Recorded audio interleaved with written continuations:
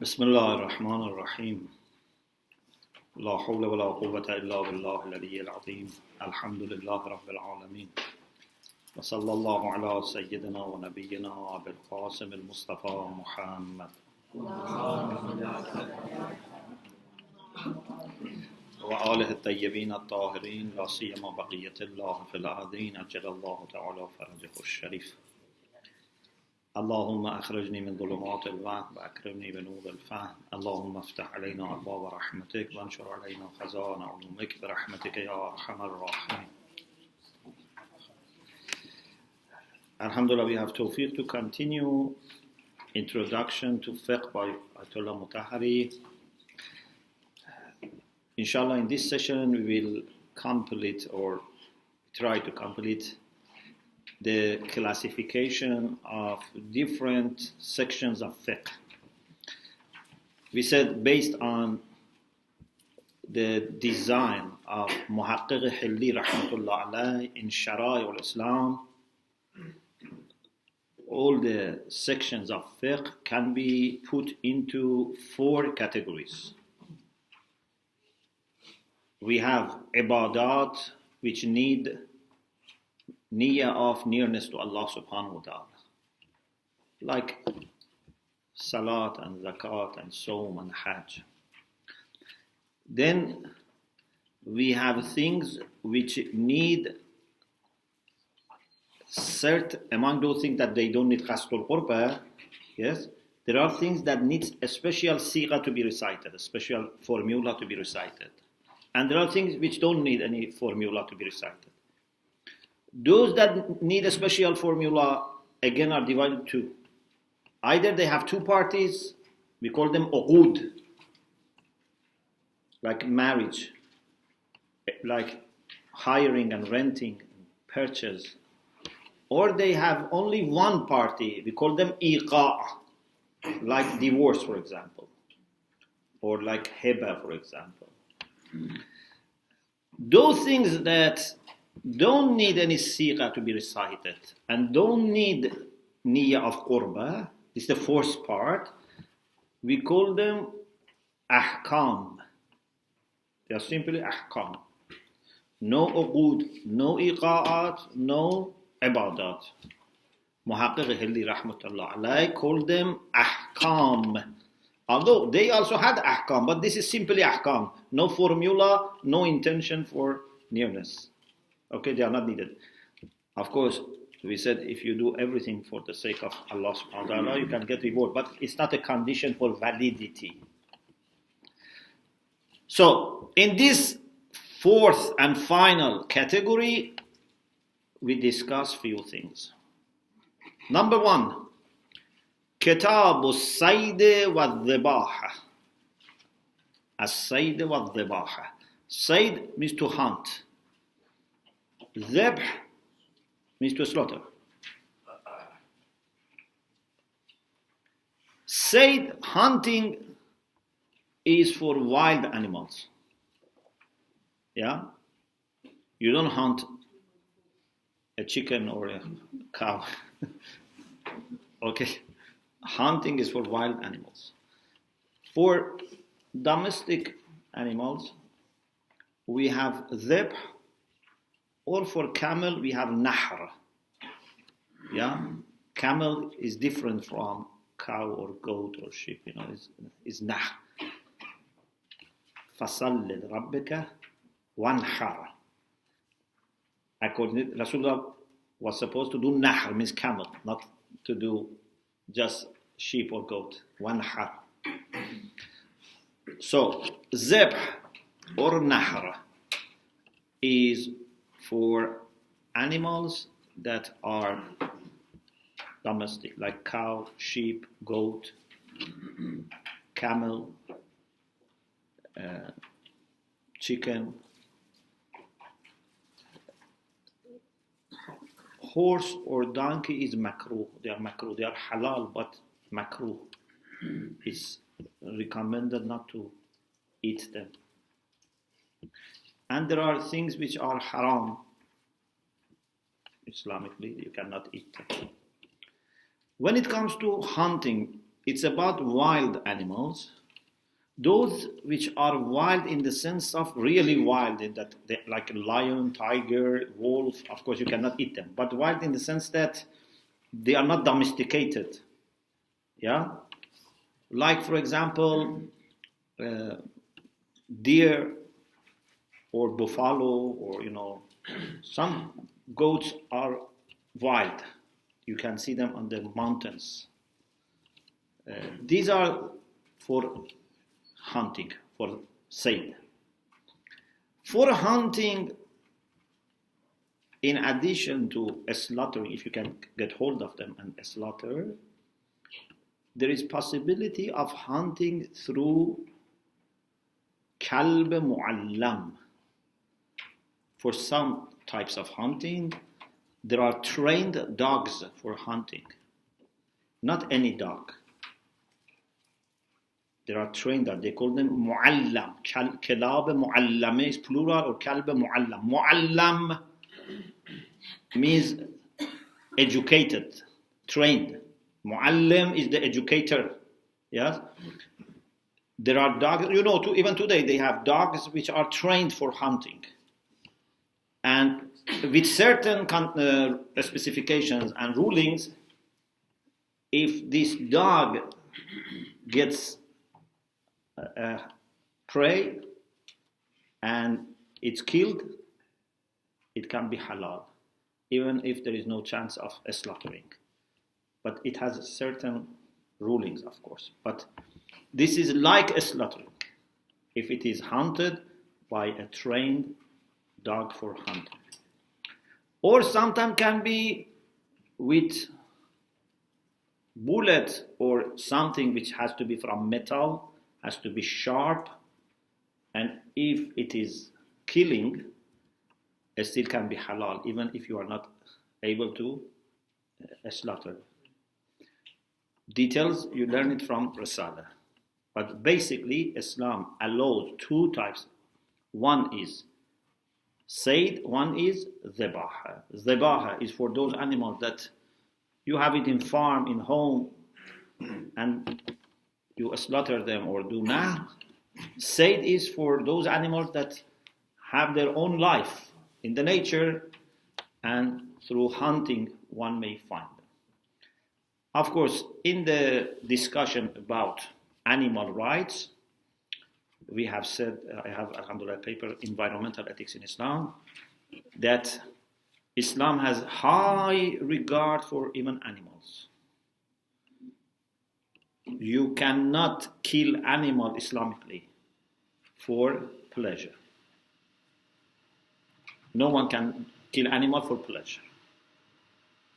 Even if you travel for killing animals for pleasure, your safar is ma'siyah and your salat is complete. You know your salah is mentioned. Animals can only be killed either for protecting yourself from their harm. If a wild animal is going to kill you, you may kill them to protect yourself. Or if you need to use them as food, for food. So again, at the service of life for life. But just killing for the sake of enjoying killing an animal. How can you enjoy killing an animal? I don't understand, how can people enjoy just hunting animals? If you are going to eat them and need, like food, okay, we have to slaughter or maybe you hunt. But just enjoying killing is not good. And Islamically is not allowed. Even in Islam, we have to be very careful about the way we treat animals. I mentioned hadith in the paper about environmental ethics. You cannot curse animal, let alone a human being. You cannot curse animal. Imam Ali says, whoever curses an animal, he will be cursed. The curse comes back to you. You cannot deprive animal from proper shelter. You cannot stay in warm place and make animal outside suffer. You have to give food, medicine, even if your neighbor has a cow and cannot look after the cow, is poor, the cow has nothing to eat. You have to give food to the cow of your neighbor. You give the neighbor to feed it. So Islam is very, very careful about everyone's and everything's rights, animals, plant, everything. I wish Islam was implemented in part of the world at least. Fully becomes heaven. Then Kitabul At'imati wal Ashraba, the book of foods and drinks.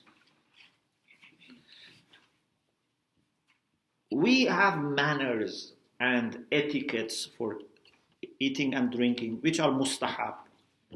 But we have also things which are obligatory. Yeah?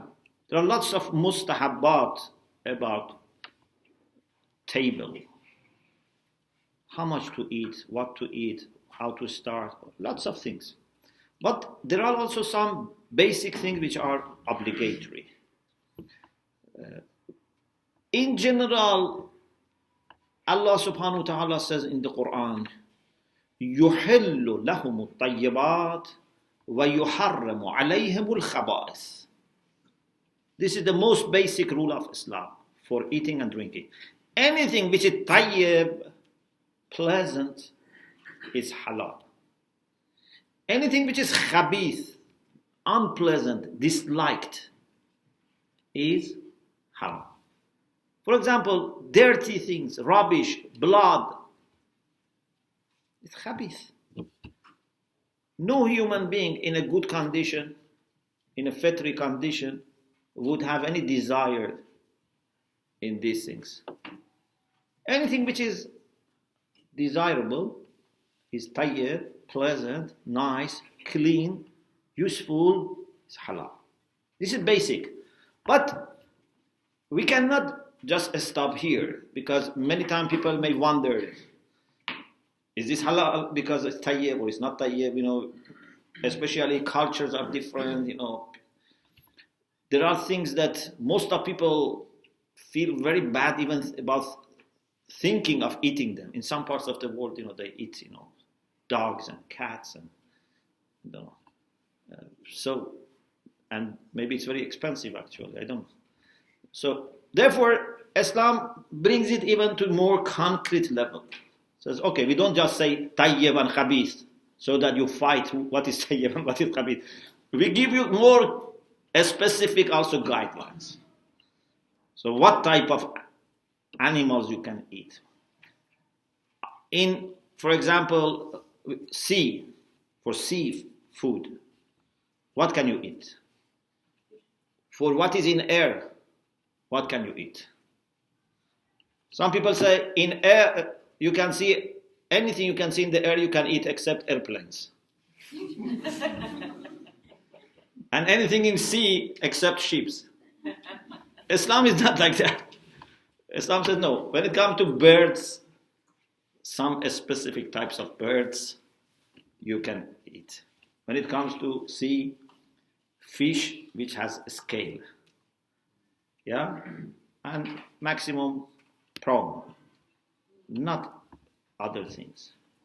When it comes to land, then we have again guidelines for animals that can be eaten. For drink, you can drink water, you can drink juice, but you cannot drink muskir, something which makes you drunk, because it's against your health, against your mental understanding. You cannot eat and drink in both categories anything that is harmful for your health in a considerable way. Yeah? Because there are many things that maybe they are a little harmful. Okay? Many of the food that we eat, maybe they are harmful, but considerable harm. Anything which is considerably harm makes people worried. It can be poison, or it can be not necessarily poison, but it's like poison. Many fuqaha today say smoking is prohibited because we know it's harmful, and the harm is not something you can ignore. It's considerable. It's mu'taddun bih. Yeah, in fiqh we say mu'taddun bih. Means it's something that is considerable. It's not too little that you have only to ask a laboratory expert, to say, I see traces of, a chemical that may cause problem. No, every person understands smoking is very harmful. If in the past they didn't know and they smoked, now we know. So don't say, why, in the past people used to smoke. Okay, they didn't know. You know. Maybe some of the things that we today don't know they are harmful, in future we know they are harmful, so become haram. Right now, some maraj actually have said smoking is haram. But even those who have not said smoking is haram, it doesn't mean that if you know they are harmful, they allow. You ask any marja that I know this is harmful, can I do it? They would say no. Okay? Of course, again you ask your marja, but my understanding is I find it very, very difficult to say Islamically is permissible to smoke. I find it very, very difficult. So those who don't smoke, you should thank Allah subhanahu wa ta'ala. Those who smoke, ask Allah to help you to quit smoking, inshallah. And someone said it's not difficult to quit. Some people it's difficult, but someone said it's not difficult. I quitted 100 times. It was not difficult. Okay. So, but I'm sure you can do. Ayatollah Mutahhari in one of his books says that Ayatollah Hujjat, rahmatullah alayhi, you must have heard his name. And he has his grave in the Shrine of Lady Ma'sooma. He's made the Madrasa Hujjatiyya. He was very much addicted to cigarette. In the past, this was very common, especially among old people.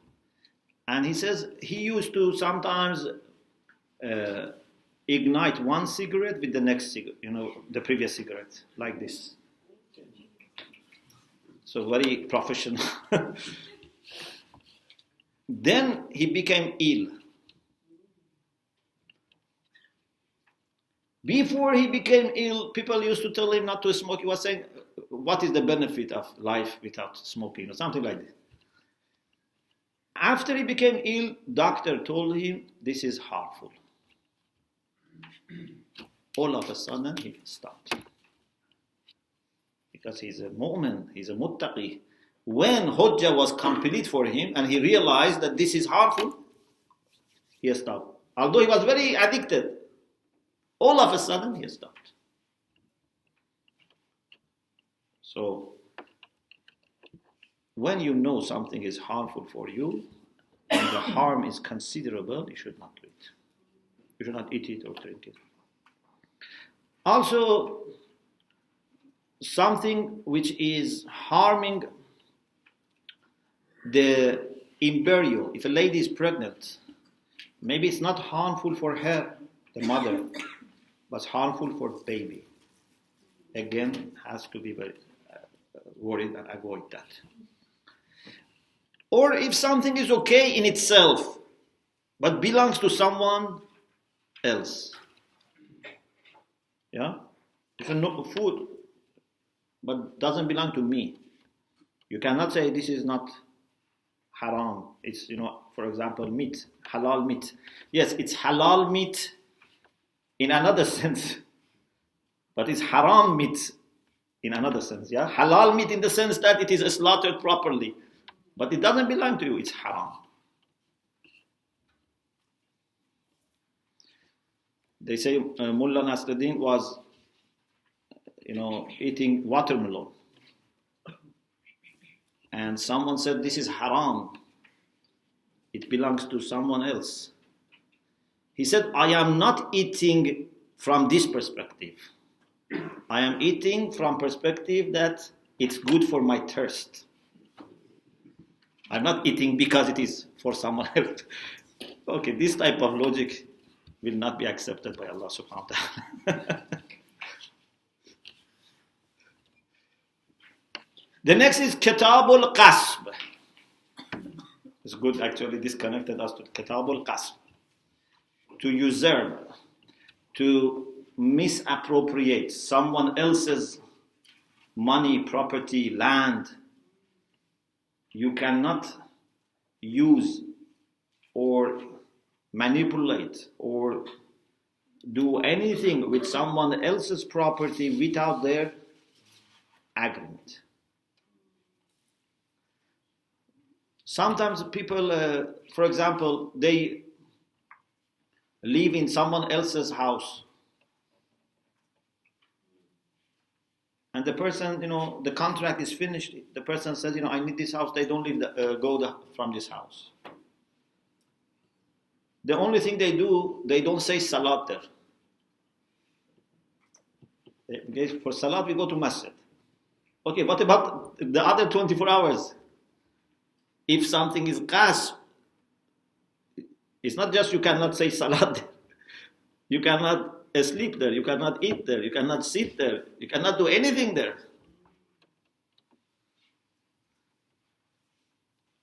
The same is khums.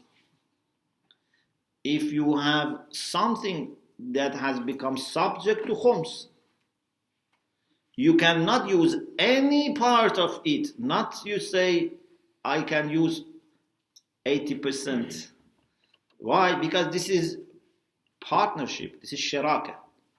Suppose I purchased 2 carpets. 1 carpet I didn't need. I just purchased as a saving. Later I will sell it. I didn't need it. Now it is subject to khums. I have, for example, guests, I want to open and use this. Can I say to the guest, please don't use the last 20%, that is khums, but this 80% is okay? No. In every piece, 20% doesn't belong to you. In every piece. So you cannot use it at all. You have either to pay the khums or get permission at least from marja or wakil of marja. Otherwise you cannot use it. This is qasb.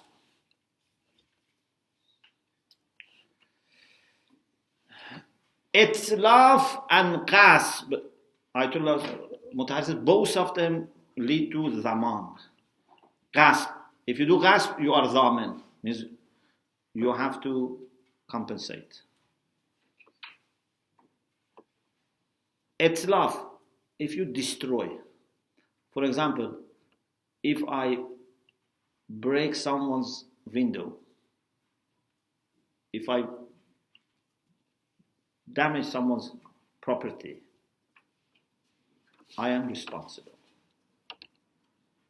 Or if I ask someone else, I say to someone, go and break their window.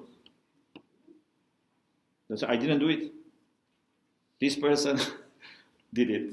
But you are causing this.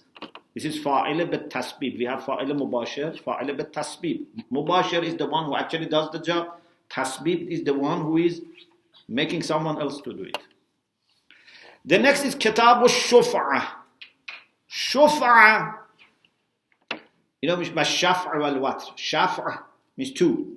Shuf'ah is a right that a partner has to sell the portion that belongs to another partner before others purchase. So 2 people have, for example, a piece of land, 50% for example, or another percentage. Okay? 2 brothers, for example, 2 friends, share a piece of land. One of them wants to sell his land. okay, is share, not that separate land. Means 50% is for him, 50% of everything, okay? So, Islam says you have to first give chance to this person to buy. What is reasonable price, market price? You cannot say, no, because I have haqq al-shufa'a, I buy it cheaper. No. No zulm to anyone. If this person who already has part of this wants to buy, he has priority. Very natural, very logical.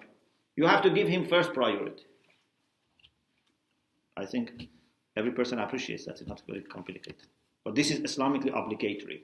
You cannot just say, I sold it and, from tomorrow this person is your partner. No. Kitabu Ihya'il Mawat. Ihya means to revive. Revive the dead. What does it mean? It means about the dead land. Rasulullah sallallahu alaihi wasallam said, Man ahya ardan mawatan fahiya lah. Whoever revives a dead land. Yeah. There is a piece of land, no one is cultivating, no one is growing, farming. It's just there. Someone goes and works hard, bringing water, removing stones, making it a beautiful garden or a beautiful farm. This would be for him. Okay? Of course, when there are, estates and governments and this type of things, then other things may apply. But if it was left to people, there is no already fixed set of laws. Just by reviving and making this useful, you can own it. This is to encourage people to be productive. This is encouraging people to produce food. The next is Kitabul Luqata. Luqata is something which someone has lost and another person finds it. Okay? First of all, as much as you can, leave it. Imam Sadiq alayhi salam says, La ta'arrad laha. Don't put your hand on this. Yeah? Don't touch it. فَإِنَّ النَّاسِ لَوْ تَرَكُوهَا لَجَاءَ صَاحِبُهَا حَتَّى يَأْخُذَهَا. If people leave this, then the owner comes and takes it. So if you see something on the road, on the street, don't go and take it. Because then you have to look for its owner.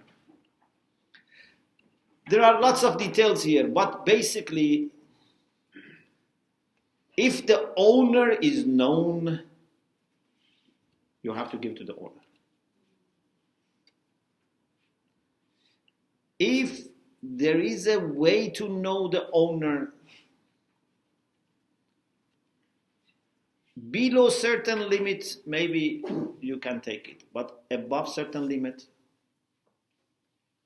like 1 dirham, religious dirham shari, you have to wait and look for the owner for 1 year. For example, you are a shopkeeper, or you are next to a shopkeeper. For 1 year, they have to put announcement, posters. We have found this jewelry. We have found this. And then if they don't find it, then they can do leave sadaqah on the behalf of that person. There are lots of details here. So it's not that you say, I take it for myself, or I give it for sadaqah. If you can find the person, you cannot give it for sadaqah. Sadaqah is when you have lost your hope to find the person. But there are some details, whether it is found in haram, in outside haram, there are lots of things.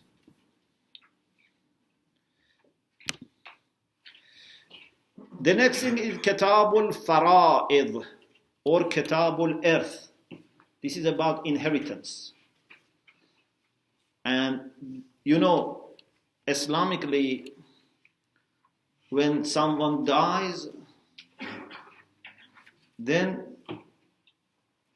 the properties would be divided between the heirs, those who inherit him. You cannot deprive your children, your wife, your husband, your parents, those who have share. You cannot deprive them. Or to say, I want to give all of it to this child of me. This child was very nice. The rest, I don't want to give them anything.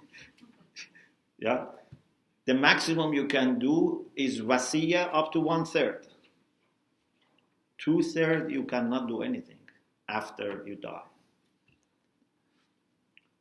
So, parents have share, a spouse has share, then children or grandchildren, if, for example, there is no child but there is a grandchild. Or, for example, there are brothers, sisters, for someone who has no children. So there are different classes, and some of them only inherit if the higher or more underlying ground is not there. He mentions as the first tabaqah, the first level, children, parents, and grandchildren when there is no child. Second tabaqah, grandparents, like grandfather, grandmother, brothers and sisters. If there is no brother, child of the brother, for example. The third, uncle and aunt, maternal or from your father's side. If they don't exist, they're children, your cousins. There are lots of important calculations for earth. So if someone wants to divide, is responsible to distribute, they should check with ulama and get guidance for this. Especially, for example, the first son, the eldest son, has certain things, priority for certain things. The amount would not increase, but priority over having certain things. The next is Kitabul Qadha, judgment. This is very important part of fiqh because this is responsible for bringing justice between people or corporations or people and government. Yeah, we have many other things like politics, whatever, but the judiciary system is also responsible for bringing justice. And Islamically, the judge has to be very knowledgeable. According to Maradi, they say has to be mujtahid. Some people say mujtahid mutlaq, some people say mujtahid mutajazzi, but it has to be mujtahid. Not every person can be studying a few years law or fiqh or a few years in Hawza can become judge. And also has to be adil. Adil, has to be just. This is two major requirements for judge. If someone judges without qualifications, even if he makes right judgment, he is not accepted and excused. He will be blamed. Even if he, like what? Like, for example, I am not a qualified doctor. By chance, I give good prescription. People would blame me. People may put me in prison. They at least would put penalty. You cannot say, no one died. Okay, you were just lucky that no one died, But in the long term, it's impossible that all your prescriptions work properly. Maybe 1-2 years, but so if someone is not qualified, should not judge. Or if someone is qualified, but na'udhu billah, is not careful, is not muttaqi, it's very difficult, very, very difficult. Even, Islam says, if the judge is under pressure, should not judge. For example, you need to go to restroom. You see, if you go to restroom, now it's bad. So say, let me quickly finish this and I go to restroom. This is not good. This is not permissible. Because you are not then going to listen carefully. You want to finish it quickly. You must give as much time as possible. So even these details are how to treat these people. You must treat both parties with same respect. You know how Amir al-Mu'minin, when he was Khalifa and the judge addressed him with his nickname, said, Ya Abul Hasan, and addressed the other party with his first name. Imam Ali objected. And it's amazing that they were able to take the Khalifa, or in the time of Rasulullah, they were able to make case against Rasulullah or Imam, and they were not saying, we should be treated differently. This is the justice that Islam wants to establish. Kitab al-Shahadat. Shahada means testimony, to bear witness. In cases, because this is also related to judging, when someone claims something, okay, for example, I say this person's house or land belongs to me. I am mudda'i. I'm claiming. The judge would ask me, what is your bayyana? What is your evidence? Bayyana, for example, I can bring either a document to prove, if there is a document to prove 100%, but if there is no document to prove, if there is no way to make it certain, two just witnesses, adlain, two just witnesses can come to the court and say, we bear witness that this land belongs to this person.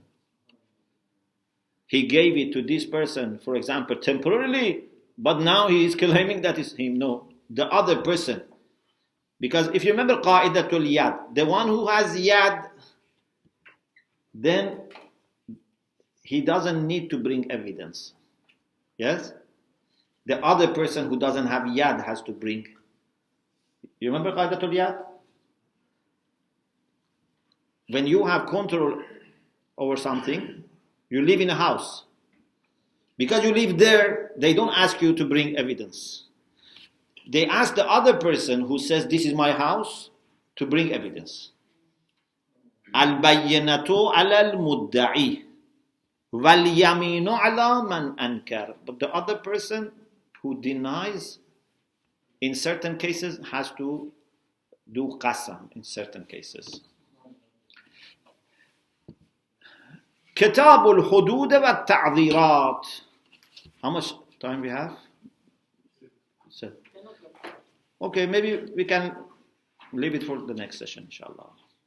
Alhamdulillah Rabbil Alameen.